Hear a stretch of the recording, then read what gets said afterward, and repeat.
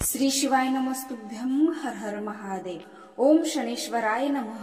29 मार्चला शनी अमावस्या आहे। शनी अमावस्या या दिवसाचं काय महत्व आहे, या दिवशी कोणते उपाय करायचे, या दिवशी होणाऱ्या शनीचं गोचर भ्रमण कोणत्या राशींना 7.5 आणि कोणत्या राशींना पनवती लागणार आहे, खरंच ही शनी अमावस्या एवढी घातक आहे का, त्रासदायक आहे का, या सगळ्या प्रश्नांची उत्तरं मी आता तुम्हाला देणार आहे। चला तर मग पाहूया आपण शनी अमावस्या, शनी संक्रमण आणि ग्रहणाबद्दलची देखील माहिती। खरं तर प्रत्येक महिन्यामध्ये अमावस्या ही येतच असते, परंतु सोमवारी आलेल्या अमावस्येला आपण सोमवती अमावस्या म्हणतो। त्याचप्रमाणे शनिवारी येणाऱ्या अमावस्येला आपण श्री शनी अमावस्या असं म्हटलं जातं। तसं प्रत्येक अमावस्याला महत्व असतं, परंतु शनी अमावस्येला विशेष महत्व या कारणास्तव असतं, ती अमावस्या शनिदेवांना समर्पित असते। श्री शनी हे रंगाने कृष्ण म्हणजे काळे आहेत आणि अमावस्या चंद्र नसल्यामुळे काळोखी असते, त्यामुळे अमावस्यावरती हा असतो तो अमल शनी महाराजांचा।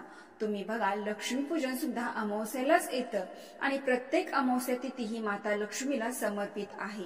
त्यामुळे आपल्याला माता लक्ष्मी प्राप्तीसाठी काही उपाय करायचे असतील तर या दिवशी नक्की करावेत। घरातील साफसफाई असो किंवा माता लक्ष्मीला मंत्र असो किंवा दीप प्रज्वलन असो, जे काही माता लक्ष्मीला समर्पित आवडीच्या गोष्टी आहेत त्या तुम्ही नक्की या दिवशी कराव्यात। तसेच पितरांना अन्न भाग देऊन तृप्त करण्यासाठी देखील अमावस्येचा दिवस असतो तो अतिशय महत्वपूर्ण मानला जातो। तसेच ज्या मैत्रिणींना शनी महाराजांची पनवती आहे, ज्या राशींना 7.5 आहे, त्यांनी या दिवशी केलेले उपाय निश्चितच फायदेशीर ठरतात। चला तर मग आता बघूयात अमावस्याचा शुभ मुहूर्त। अमावस्या कधी चालू होते आणि कधी संपते। अमावस्या ही आता 28 मार्च रोजी संध्याकाळी 7:30 सुरू होत असून 29 मार्च रोजी संध्याकाळी 4:30 अमावस्या संपते। बघा, आपल्या हिंदू धर्मामध्ये उदय तिथीनुसार म्हणजे सूर्य ज्या दिवशी स्थिती पाहतो ती अमावस्या किंवा तो दिवस महत्वाचा मानला जातो आणि त्यानुसार श्री अमावस्या ही 29 मार्च रोजी अर्थातच शनिवारी साजरी होणार आहे। यालाच आपण दर्श अमावस्या असे सुद्धा म्हणतो, म्हणजे सूर्याने ज्या स्थितीचं दर्शन घेतलं ती स्थिती म्हणजे ज्या दिवशी अमावस्या सूर्याने पाहिले ती अमावस्या महत्वपूर्ण म्हणून मानली जाते। 29 मार्चला 2025ला आपण अमावस्या ही पाळणार आहोत। तसेच 29 मार्च 2025ला सूर्यग्रहण सुद्धा आहे, परंतु हे तुम्हाला माहित आहे का, सूर्यग्रहण नेहमी अमावस्याला होतं आणि पौर्णिमेला चंद्रग्रहण होतं, पण हे सूर्यग्रहण आपल्या भारतामध्ये दिसणार नाही, त्यामुळे त्याचे वेद आणि नियम पाळायचे नाहीत। आणि गर्भवती स्त्रियांनी देखील या सूर्यग्रहणाचं टेन्शन काही घ्यायचं नाही, कारण मुळात या अमावस्येचा असणारा हे ग्रहण आपल्या भारत देशामध्ये दिसणार नाही। चला तर मग आपण आता शनीच्या गोचर बद्दल किंवा भ्रमणाबद्दल पाहूया। 29 मार्च 2025ला शनी महाराज मीन राशीत प्रवेश करतात आणि मकर राशीच्या लोकांवर असलेली 7.5 ही समाप्त होते आणि मेष राशीच्या लोकांची 7.5 ही सुरू होते। त्याच वेळी मीन राशीच्या मंडळींवर 7.5चा दुसरा टप्पा सुरू होतो आणि कुंभ राशीच्या मंडळींवर 7.5चा शेवटचा टप्पा सुरू होतो। त्यानुसार कुंभ, मीन आणि मेष राशीच्या लोकांवर हा शनी महाराजांच्या 7.5चा प्रभाव सुरू होईल। त्याचबरोबर कर्क आणि वृश्चिक राशीची जी पनवती होती ती आता संपेल आणि सिंह आणि धनु राशीला पनवती सुरू होईल। 7.5 आणि पनवती असणाऱ्यांनी काय उपाय करायचे याबद्दल मी सविस्तर वेगळा व्हिडिओ बनवणार आहे, तर तो मी थोड्याच दिवसात बनवेल। आता चला तर मग आता आपण बघूयात शनी महाराजांच्या अमावस्येच्या दिवशीचे काही अतिशय प्रभावशाली उपाय। वास्तविक मेष, कुंभ, मीन, सिंह आणि धनु या राशीच्या मंडळीने हे उपाय आवर्जून करावे। त्याचबरोबर ज्यांना आर्थिक, मानसिक आणि शारीरिक त्रास उद्भवत आहेत अशा मंडळींनी देखील हे उपाय जरूर करून पाहावे। अमावस्याच्या दिवशी घरातल्या सगळ्यांनी म्हणजे प्रत्येक सदस्याने सकाळी लवकर उठून अंघोळ करावी। अंघोळीच्या पाण्यामध्ये थोडेसे काळे तीळ घालून अंघोळ केल्यास अतिउत्तम। जमल्यास नदी किंवा तीर्थस्थानी जाऊन अंघोळ करावी। संगमावर अंघोळ केली तर अतिउत्तम। अर्थात अंघोळ करताना आपण आपल्या आवडीचा कोणताही मंत्र किंवा गणपती अथर्वशीर्ष नक्की म्हणावे। याचबरोबर या दिवशी घराच्या सुरक्षिततेसाठी उजव्या हातामध्ये पिवळी मोहरी घेऊन त्यावर दुसरा हात ठेवायचा म्हणजे डावा आणि 11 वेळा कालभैरवाष्टकम म्हणायचं। आणि घरामध्ये 11 वेळा म्हणून झाल्यानंतर ती सर्वत्र कोपऱ्या कोपऱ्यामध्ये टाकायची। यामुळे घरात वाईट शक्तीपासून, वाईट गोष्टीपासून आणि सर्व बाधापासून संरक्षण होते। हा कालभैरव अष्टकांचा जो उपाय आहे तो खूप म्हणजे खूप अति महत्वाचा आहे। तर हा आवर्जून तुम्ही अमावस्या दिवशी तर नक्कीच करा। अमावस्येच्या दिवशी आपण घरातील मंदिरासमोर म्हणजे देवघरासमोर एक नारळ देवांना अर्पण करावा, किंवा जमल्यास शनी मंदिरात जाऊन तो नारळ अर्पण केल्यास, किंवा तो नारळ तुम्हाला वाढवायचा असेल तर तो नारळ वाढवावा आणि तो देवतांना तिथेच ठेवावा। तो आपण नारळ प्रसाद म्हणून खाऊ नये किंवा घरीही आणू नये। जर वास्तूमध्ये तुमच्या अशांतता असेल आणि वास्तूला नजर लागली असेल तर एक नारळ सगळ्या वास्तूमध्ये फिरवावा आणि दरवाजाच्या बाहेर उभा राहावे, घराकडे तोंड करावे, शेंडी आपल्या दरवाजाकडे करावी आणि तो दरवाजामध्ये फोडावा।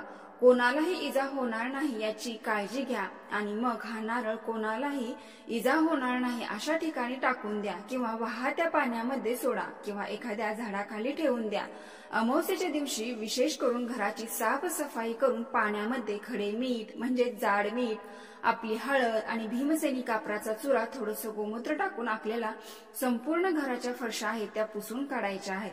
त्यामुळे घरामध्ये सकारात्मक ऊर्जा प्रवेश करते, नकारात्मक गोष्टी घरातून बाहेर निघून जातात। त्याचबरोबर तुम्हाला तुमचे जे पितर आहेत ते संतुष्ट करण्यासाठी बरोबर दुपारी 12 वाजता एका पत्रावळीवरती म्हणजे पत्रावळी नाही मिळाली तर एखादी कुठलीही केळीचे पान किंवा बदामाचे पान घेऊन एक चपाती घ्या किंवा पोळी घ्या, साधी आपली चपाती, त्याच्यावरती थोडासा भात, थोडं तूप, 5 ते 7 काळी तिळाचे दाणे आणि तांदळाची खीर त्याच्यावरती टाका।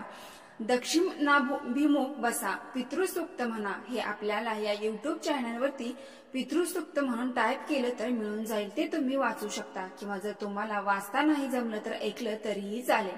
मग हे सर्व तुम्ही गाईला खायला घालू शकता किंवा वाहत्या पाण्यात किंवा कोणत्याही एका झाडाखाली ठेवून द्या, याने तुमचे पितृ संतुष्ट होतील। तसेच विशेष करून या दिवशी वाहत्या पाण्यामध्ये दही भात, 5 फुले, 5 दिवे आवर्जून प्रवाहित करावेत। यामुळे पितृ सदैव संतुष्ट होतात आणि आपल्या वंशजांना शुभ आशीर्वाद देतात। घर, दुकान, ऑफिस, कारखाना, वाहन यांना तुम्ही संरक्षण म्हणून एक असोला नारळ म्हणजे शेंडी असलेला नारळ, नजर लागू नये म्हणून हा नारळ घराला बांधू शकता, दुकानाला बांधू शकता, वाहनांना बांधू शकता।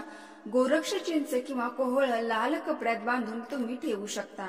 अमावस्येच्या दिवशी तुम्ही शिवाक्ष देखील आपल्या घरामध्ये लावू शकता। शिवाक्ष आपल्याला हवा असेल तर आपल्याला जिथे पूजा साहित्याचे साहित्य मिळतं त्या ठिकाणी मिळून जाईल। अमावस्येच्या दिवशी शक्यतो परान्न घेऊ नये, तसेच दाढी, कटिंग करणे, व्यसन करणे, मांसाहार करणे, उसने पैसे घेणे किंवा देणे, कर्ज काढणे या गोष्टी ही शक्यतो टाळायच्याच आहे। आता शनी अमावस्येला जे शनीचं संक्रमण ही होते आणि अमावस्या ही एकाच दिवशी आहे, तर याचं संपूर्ण जगावरती वाईट परिणाम होऊन काहीतरी वाईट घडणार आहे, तुम्हाला काहीतरी वाईट होणार आहे। तुमच्या राशीला 7.5 लागली म्हणून तुम्ही काहीतरी वाईट होणार आहे असे कुठेही चुकीचे मनात आणू नका।